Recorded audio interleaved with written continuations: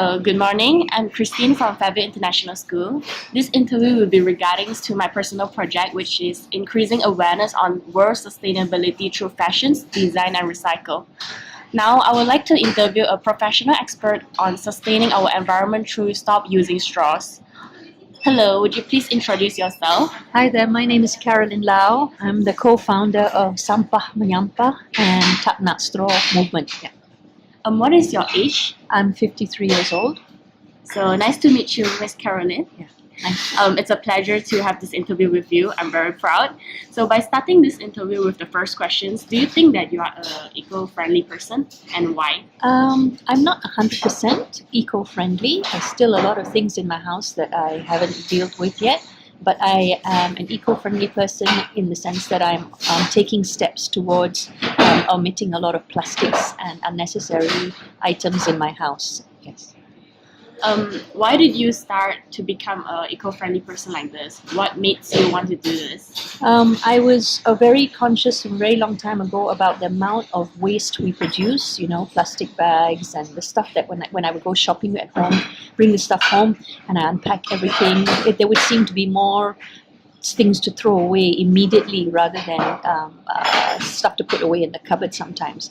And what I test myself out, I collected all this. Over the months, I would collect it all and then I could see, because I didn't throw it away, I could see the amount of stuff we had. Then I felt, oh, maybe this is good material. Some of it is very tough. Maybe we can make alternative things out of it. So I started to make things because that's what I enjoy doing. I enjoy making things and challenging myself with different materials and finding suitable items to make out of these strange materials like cereal boxes or plastic bags.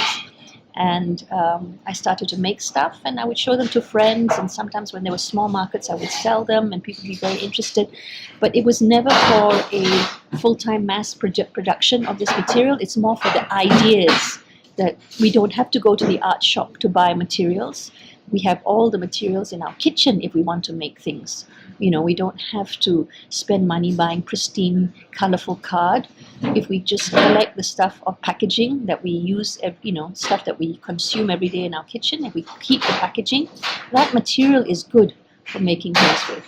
How long have you been doing this? I've been doing this, oh my gosh, I've been making things almost all my life, but I started working with waste material maybe like 25 years ago, long time ago, yeah, 30 years ago. Do you think the conservation actions that you are doing now is actually bringing a small change to the society, and why? Our community group is all about awareness. So we're just spreading awareness and spreading the seeds of ideas. We want to put the ecologically friendly terms and concepts into everyday vocabulary so that people are aware, and therefore it becomes their choice, because bottom line, it's people's choice how they want to live.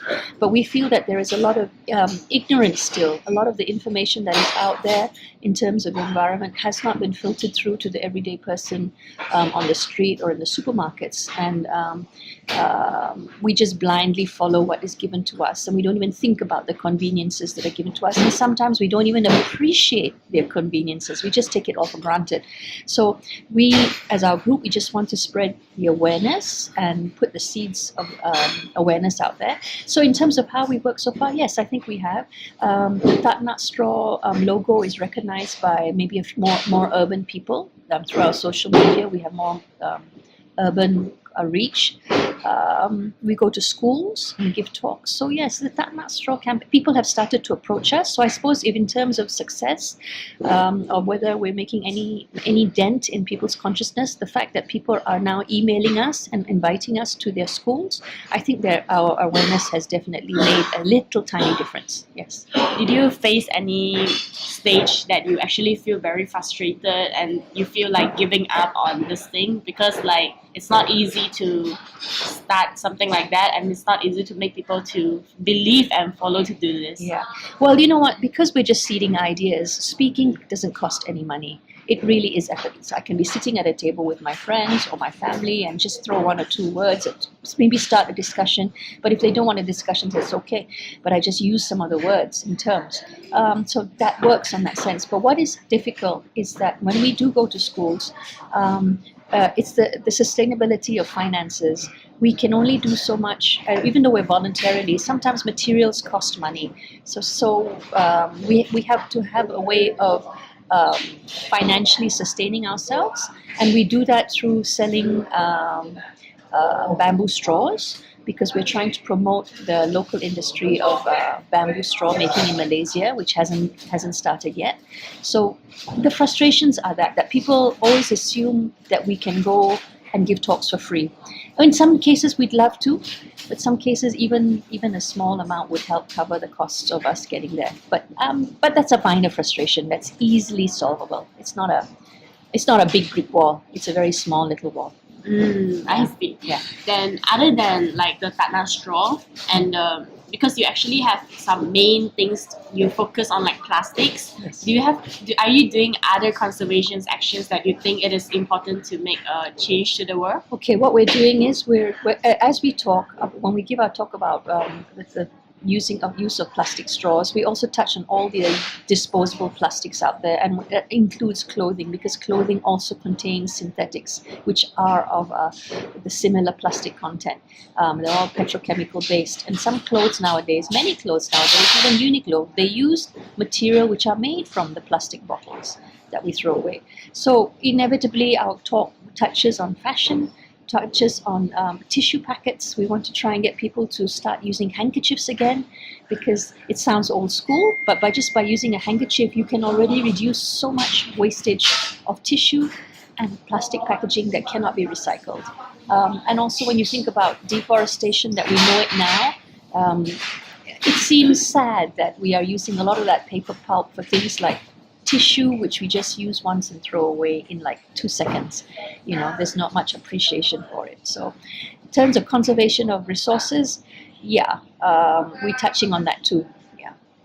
Did anyone inspire you to do this, or you just want to do it by yourself? There's loads of inspiration, because I would go on, I get all my information, of course, from the World Wide Web and YouTube videos and all that. And I can't think of a single person's name, but there are a lot of movements. There's a Plastic Pollution Coalition started in the States. There's Greenpeace, globally Greenpeace. All these groups that have been working for decades in protecting the environment, and I became more aware that actually we cannot ignore it anymore. There's no more excuse. We can't say, oh, somebody else will sort it out, or oh, that's just that part of the world, or we're a developing poor nation, we can't be expected to do the big cleanup. But now every single nation on this planet is becoming aware that we can no longer ignore this problem. So that makes our work a bit easier. So the last two questions, Yeah. that's very fast. Yes. So next, in your opinion, what's the greatest impact? What do you think is the greatest impact due to us, human? Impact of who, sorry? Like, what is due to human activity, what we are doing now, what do you think that is the greatest impact to the world? Like deforestation, global warming, or greenhouse effect? It's greed and mindless consumerism. It's capitalist consumerism that is making us kill our planet, because everything now has accelerated in the last 20 years. All the markets around most countries have picked up, and it's buy, sell, buy, sell, sell. And people's mode of making an income now is to sell, and which is fine. But the volume, there is too many. There's too much is being produced. But then humans are having very high demand now. If we stop all this buying and selling, trading, which is following their demand, like the amount of demand they need, and then it will stop our economics too. There are other economies. We are depending too much on the capitalist economy. Just say for example, I'm selling T-shirts. And I make good money selling T-shirts. And people always want clothes, and T-shirts are, all across any culture, people will wear T-shirts. Great. And I'll push and sell it. But then to what point do I need, how many T-shirts does a person need? What's happening now is that the T-shirts are made cheaper and cheaper, poorer quality material, so they don't last so long. I still have T-shirts that I used to wear when I was 20 years old. I have one T-shirt that I'm still wearing, which my sister made when she was 16 years old, and my sister is 2 years older than me. So that's like vintage T-shirt, but it's made of a material which is a good quality, and I can still wear it. But nowadays, even if you take a Uniqlo T-shirt, it's not going to last you more than 2 years. So these materials are being made cheaper and cheaper so that their life is shorter, so that we buy more. So that's a big problem factor. And we really don't need 30 T-shirts in our drawers. We really don't. We just need enough. Maybe one for every day of the week is enough, right? And we just need to be more careful with what we have and appreciate what we have. Because I think if everybody knew the resources involved to make one T-shirt, they would go, the resources to make, the water used to make one T-shirt is equivalent to one human's consumption of water for 2.5 years. Just to make one T-shirt. So we have to be more mindful of this now. We can't ignore certain things, and hopefully it'll creep into our education and it'll become common knowledge, and then people can make more careful choices. So you're saying that development can be continued, but then it's about our control on what we want. Yes, it's about the consumer's control. It's about demanding better quality. If I pay 100 ringgit for a T-shirt and it can last me 15 years and still look good, right? Why don't I pay that 100 ringgit instead of paying 15 ringgit or 20 ringgit for a T-shirt that's going to last me 2 years? Right or not? Yes. So it's that kind of thing. We now have to, in that sense, consume less, go back to quality, rein in. There's a lot of cheap goods out there which are not really improving the quality of anybody's life, except for the people who are selling them and making a small income from it. They're not,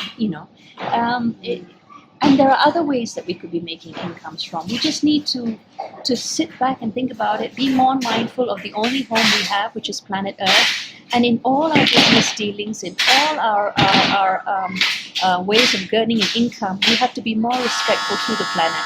It's not a piggy bank that we can simply take and use and empty and regrow again. We can't. We're running out of good drinking, cleaning water. We have to be more careful. It's just being mindful. Yeah. Okay, I see, I understand. So, last but not the least, as my project is mainly about recycle, fashion and design, do you think an eco-friendly design will survive in the fashion industry in the future, and how? Wow, eco-friendly fashion, for sure. But if you wanted unbleached organic cotton, it would still take up a lot of resources. So, I think if the future of eco-friendly recycling fashion is to continue, people who make the clothes to begin with, the original, before it's recycled, have to look at the potential of that outfit being recycled in terms of the quality of material and factor it in the beginning so that they can prolong the life, so that there is a chance for upcycling and recycling to happen. Because if it's a nasty, cheap piece of cloth, you can't recycle it, right? Yes. Yeah, it's got a very short material life. Yes, but I think for sure it can be. I think it's for sure. It won't be the biggest clothing franchise chain because of lack of quality material, but it can be, definitely. And I also see that the way economies are going now, people are deciding that they don't need to go into the big, huge corporations, that they can make a living with their small personal individual businesses. The internet has a lot to do with that. There are a lot of online marketing you can do. You can actually do a lot of your own products yourself and not depend on a big shop or brick and mortar shop. So yes, I think there is definitely a market there, and I think it will survive and it will grow and it will get more creative and more innovative, for sure. Thank you so much. Okay. Thank you for today. Okay. Thank you. All the best. Yeah.